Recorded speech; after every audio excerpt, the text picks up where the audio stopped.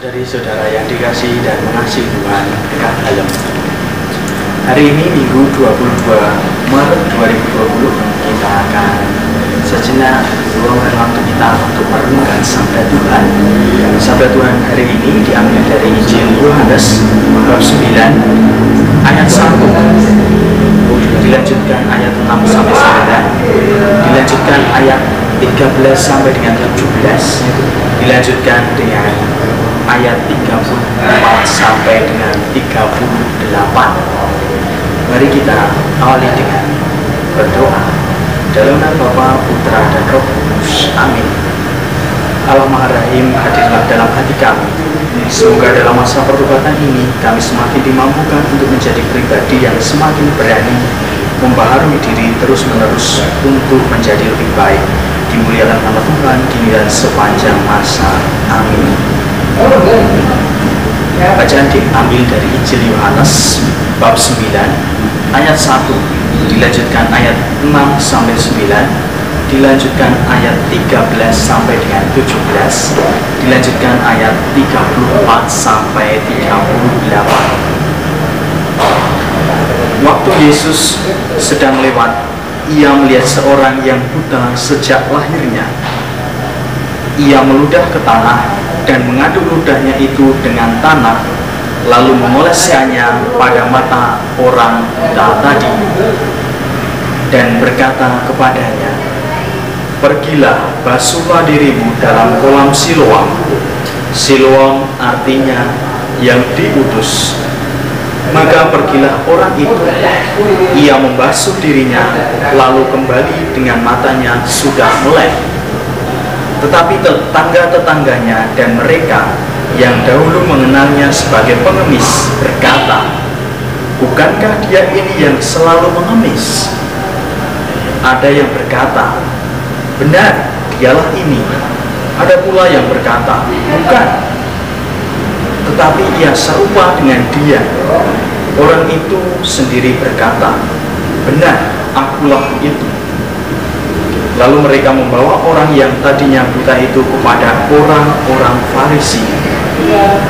Adapun hari waktu Yesus mengaduk tanah dan memelekkan mata orang itu adalah hari Sabat. Karena itu orang-orang Farisi pun bertanya kepadanya, "Bagaimana matanya menjadi melek?" Jawabnya, "Ia mengoleskan adukan tanah pada mataku, lalu aku membasuh diriku, dan sekarang aku dapat melihat." Maka kata sebagian orang-orang Farisi itu, "Orang ini tidak datang dari Allah, sebab ia tidak memelihara hari Sabat." Sebagian pula berkata, "Bagaimanakah seorang berdosa dapat membuat mukjizat yang demikian?" Maka timbullah pertentangan di antara mereka. Lalu kata mereka pula kepada orang buta itu, "Dan engkau, apakah katamu tentang dia, karena ia telah memelekkan matamu?" Jawabnya, "Ia adalah seorang nabi." Jawab mereka, "Engkau ini lahir sama sekali dalam dosa, dan engkau hendak mengajar kami."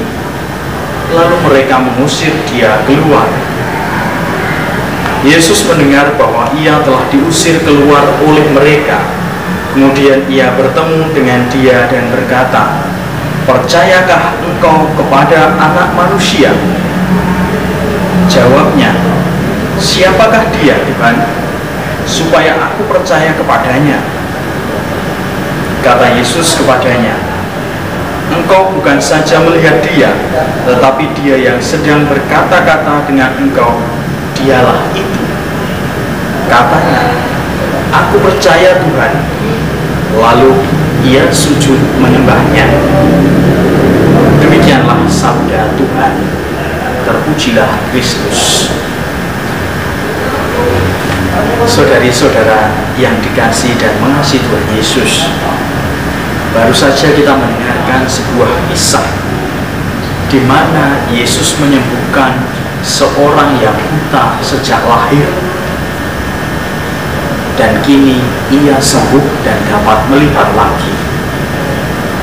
Kebutaan yang ia alami menjadi menjadikan ia disingkirkan dari tengah masyarakat, sehingga dalam kehidupan masyarakat ia hanya dipandang sebelah mata, dan ia juga berada dalam situasi yang tidak baik, ekonomi yang kurang, dan ia menjadi seorang pengemis.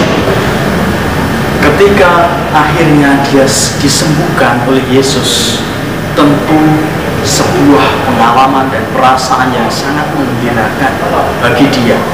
Setelah sekian tahun sejak ia dilahirkan, ia tidak bisa melihat, kini dia bisa melihat segala sesuatu yang ada di sekitarnya. Mungkin hal ini sulit dipercaya bagi dia, tetapi pada akhirnya peristiwa ini membawa kelahiran baru bagi dia. Ia dapat menikmati dan melihat segala sesuatu yang ada. Penginjil Yohanes melalui peristiwa ini ingin menunjukkan peristiwa yang memberi bimbingan kepada kita bahwa kebutaan adalah ketidakmampuan seseorang untuk melihat dan mengimani Allah yang hadir dan berkarya dalam pribadi Yesus, sang terang dunia. Maka dalam menjalani masa pertobatan ini, kita patut bertanya dalam diri kita masing-masing, apakah kita sungguh sudah mampu melihat bahwa bimbingan Tuhan Allah dalam kehidupan kita sungguh hal yang membawa kebaikan bagi hidup kita. Kita diajak untuk semakin berani membuka mata hati kita, sehingga kita dimampukan untuk menyadari betapa besarnya belas kasih Allah kepada kita sebagai pribadi yang lemah, pribadi yang berdosa, namun senantiasa diberi kesempatan untuk membangun pertobatan.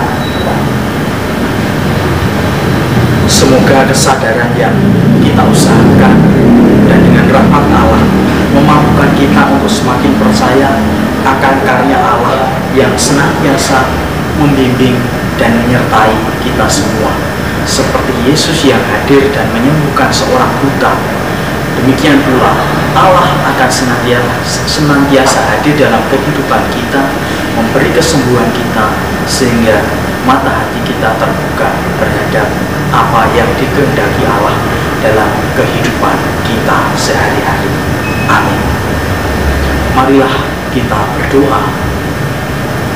Tuhan yang makasih, basuhlah mata hati kami yang sering buta dengan darah-Mu yang kudus, agar kami terbuka dan mampu melihat kerahiman-Mu yang menyelamatkan, sehingga pada akhirnya kami menjadi pribadi-pribadi yang senantiasa memperbarui diri, menjadi putra-putri-Mu yang senantiasa berani untuk mengubah diri menjadi semakin baik dan terbuka pada Engkau yang hadir dalam kehidupan kami.